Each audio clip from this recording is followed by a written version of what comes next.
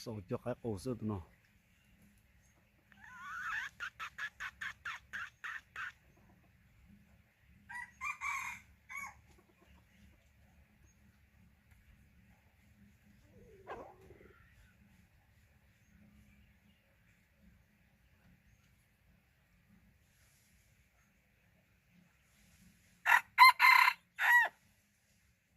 sầu dùng để tiêu tụi nó sầu cho cái ổ sơ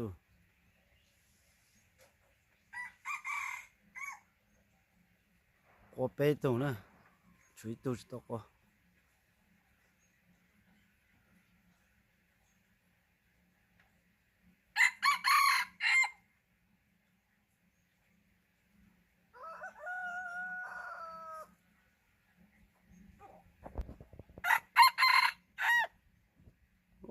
ôi dùng để tiêu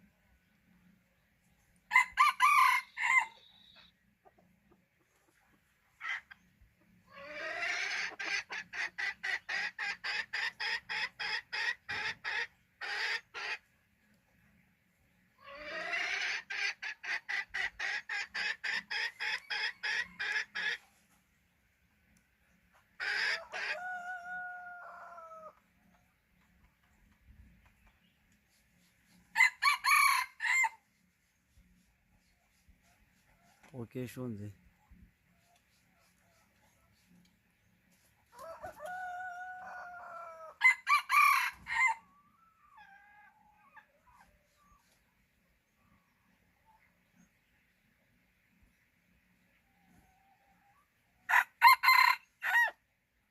sốt nhọnเลย